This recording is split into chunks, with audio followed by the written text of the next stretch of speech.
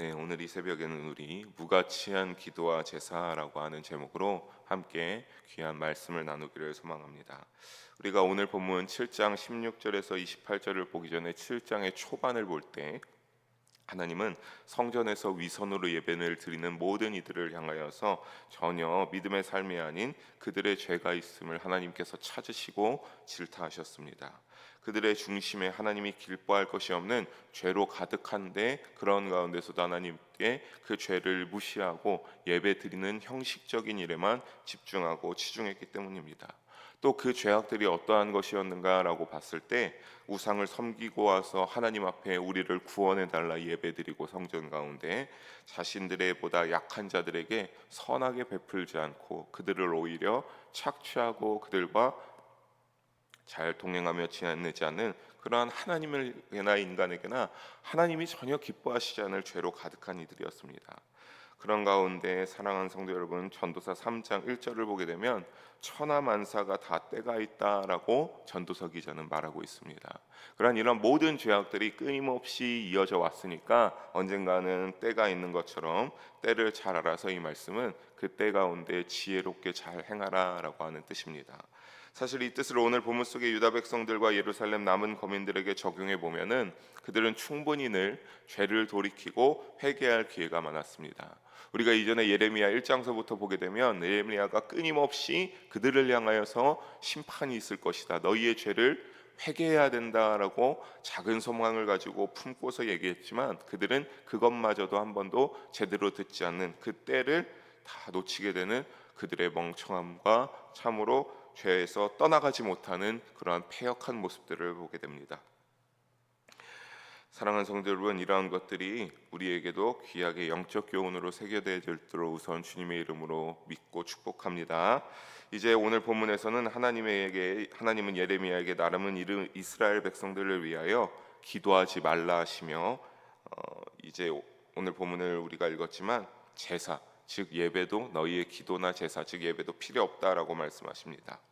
무엇 때문에 하나님께서 그렇게 말씀하셨는지 우리 1절씩 한 절씩 함께 살펴보며 주시는 영적 교훈을 나누며 믿음의 결단을 내리는 이 시간이 되기를 주님의 이름으로 간절히 소망합니다. 우리 먼저 16절, 17절, 18절 세 절의 말씀을 읽어보도록 하겠습니다. 그런즉 너는 이 백성을 위하여 기도하지 말라. 그들을 위하여 부르짖어 구하지 말라. 내게 간구하지 말라. 내가 내게서 듣지 아니하리라. 너는 그들이 유다 성읍들과 예루살렘 거리에서 행하는 일을 보지 못하느냐. 자식들은 나무를 줍고 아버지들은 불을 피우며 부녀들은 가루를 반죽하여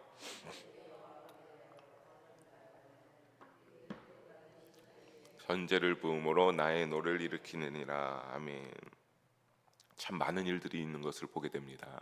그런데 이 세 구절의 말씀을 한 번에 정리하는 문장이 무엇인가 생각해 보면 이스라엘 백성을 위하여서 뭐가 되었든 중보기도 하지 말라라고 하는 소리입니다.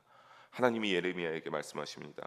그것도 16절을 보게 되면 어떻게 했습니까? 세 번이나 강조하고 있습니다. 세 번이나 기도하지 말라, 부르짖어 구하지 말라, 내게 간구하지 말라라고 하나님께서는 세 번이나 말하여 예레미야에게 기도하지 말라라고 못 박아서서 하나님은 말씀하고 있습니다. 그러면서 내가 내게서 듣지 아니하리라.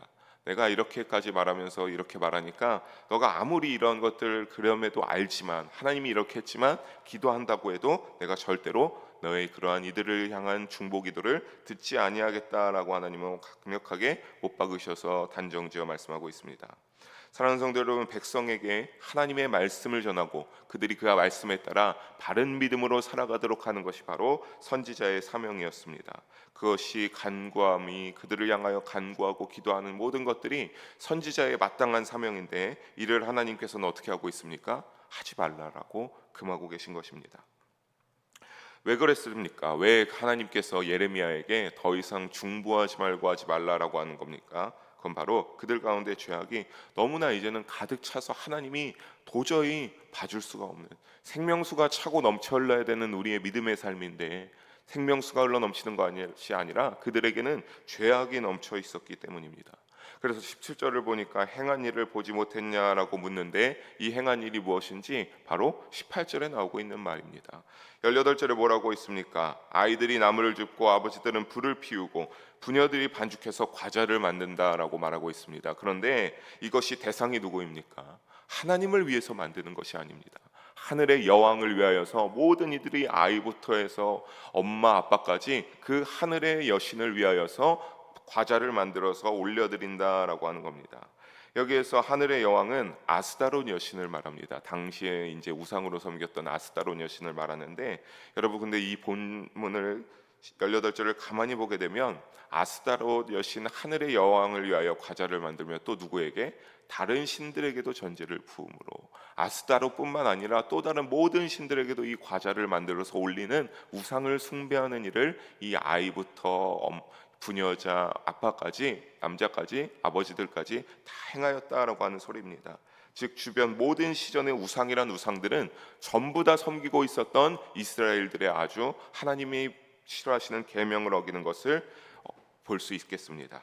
현장을 보시고 19절의 말씀대로 하나님은 어떻게 하셨습니까? 19절을 보게 되면 하나님은 경노하게 되셨습니다. 그러면서 말하기를 자기 얼굴에 자취하는 일, 그러니까 이것이 무슨 뜻이냐고 하면 자기가 직접 내 얼굴에 칼을 긋고 자해를 해서 부끄러움이 생기는 것과 같은 그런 결과를 낳을 뿐이다 라고 하는 그런 일을 하고 있다라고 하나님께서 말씀하십니다. 즉 이러한 것들은 너무나 이제 진노하시고 하나님께서 화가 나시니까 20절에는 뭐라고 말합니까? 20절을 보게 되면 하나님이 분노와 진노를, 나의 분노와 진노를 그들에게 아낌없이 쏘아 버리겠다라고 하나님께서 말씀하십니다. 그런데 여러분 그냥 부어버리겠다라고 하는 것이 아닙니다. 얼마나 진노하셨길래 여기에 보게 되면 사람과 짐승과 들나무와 땅의 소산까지 포함되고 불에 완전히 살라져서 소멸될 때까지 하나님께서 나의 진노와 분노를 쏘아붓는 일을 멈추지 않고 행하고 계속될 것임을 우리는 알 수 있습니다. 특히 자연까지 여기에 포함된 것을 알 수 있는데 피조물의 대표가 되는 우리 인간의 죄로 인하여서 그 땅이 오염되었으니까 하나님께서 그 땅까지도 어떻게 하는 겁니까? 그렇게 심판하심으로 하나님이 정화하시겠다라고 하는 하나님의 강력한 심판의 의지를 여기에서 우리는 알 수 있습니다. 사랑하는 성도 여러분, 예레미야가 그래도 기도하지 않았을까요? 예레미야는 분명히 그럼에도 기도했을 겁니다. 하나님 앞에 기도했을 겁니다. 저 패역한 백성들을 위하여서, 죄악 있는 자들을 위하여서 기도했습니다. 그럼에도 불구하고 그들은 깨닫지 못하고 그들의 죄만이 계속 장성해 갔기에 하나님께서는 뭐라고 말합니까? 너희들이 예레미야야 너가 더 기도할 필요가 없다라고 하셨습니다. 여러분 우리가 이 본문과 이 흐름을 지금까지 보면서 참 주권자는 하나님만이 되심을 다시 한번 결단하시기를 주님의 이름으로 부탁드리겠습니다. 우상은 허무합니다. 우리의 능력이 되시고 우리의 구원이 되시는 분은 오직 하나님과 그의 아들 예수님밖에 없음을 인정하고 믿음으로 나아가시기 바랍니다. 그래서 고난이 좀 그 길 가운데 있을지라도 예수님이 십자가를 지고 가셨으니 우리의 십자가를 지고 고난을 감당하면서 주님의 가르침과 가치관을 따라가는 우리가 되기를 바랍니다. 그래서 하나님이 기뻐하실 믿음으로 살아가며 주님이 행하시는 보호하심과 긍휼 속에 거하는 우리 모두가 되기를 주님의 이름으로 간절히 소망하며 축복합니다. 우리 본문으로 돌아와서 21절을 함께 한 목소리로 읽어보도록 하겠습니다. 만군의 여호와 이스라엘의 하나님께서 이와 같이 말씀하시되 너희 생제물과 번제물의 고기를 아울러 먹으라. 아멘. 하나님께서 말씀하십니다. 뭘 먹으라고 합니까? 희생제물과 번제물의 고기를 아울러서 너희가 먹으라고 하는 소리입니다. 너희가 그 번제물의 이제 제사 위를 드리기 위해서 다 내 배를 가르고 내장을 다 씻어내고 한 그것을 너희가 잡아먹으라고 하는 소리입니다.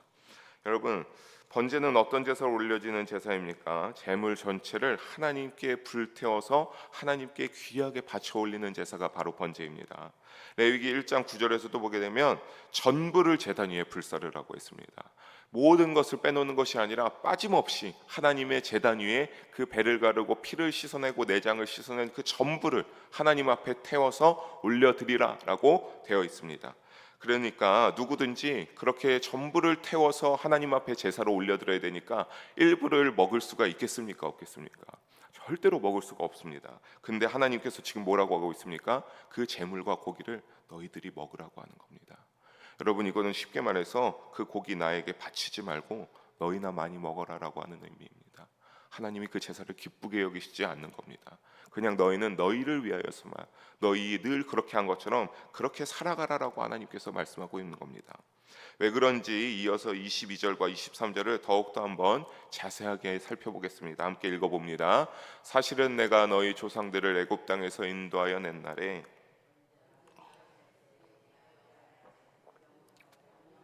아니하고 오직 내가 이것을 그들에게 명령하여 이르기를 너희는 내 목소리를 들으라. 그리하면 나는 너희 하나님이 되겠고 너희는 내 백성이 되리라.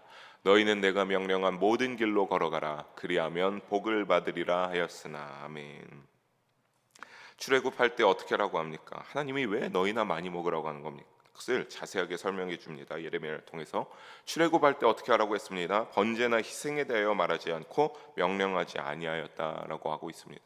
그런데 드리지 말라는 소리는 아닙니다. 이 부분을 조금 더 우리가 이해하기 쉽게 풀어드리면, 출애굽 직후부터 너희가 그냥 그저 그런 형식적인 제사만 드리는 것이 아니라 신령과 진정으로 드리는 제사를 강조하셨다는 것으로서 출애굽 당시에도 이스라엘에게 이러한 제사를 어떻게 지내라, 제물을 이제 아까 말씀드린 것처럼 번제를 드릴 때 모든 것을 피를 다 쏟아버리고 씻어서 하나님 앞에 태워서 올려드리는 그런 제사법이 있는 것처럼, 이러한 제사법을 말씀하시기 전에 하나님께서는 그 전에 보면 어떻게 너희가 살아갈 것인가에 대한 인생의 법도를 먼저 말씀해 주십니다. 제사만 이렇게 열심히 드릴 것이 아니라 그 전에 하나님을 향하여서 너희의 믿음의 삶이 어떻게 살아야 되는 것인가를 하나님께서 먼저 알려주셨습니다. 어떤 법도였습니까? 오늘 말씀해 보니까 하나님은 당신의 목소리를 잘 듣기를 원하셨습니다. 제사와 제물이 중요한 것이 아니라 마지막 23절을 보게 되면 그 과정 속에서 어떻게 하기를, 하나님의 말씀에 대한 순종을 하나님께서는 최고의 제물로 여기고 계신다라고 하는 그러한 소리를 이들에게 설명하시면서 말씀하시고 계신 겁니다.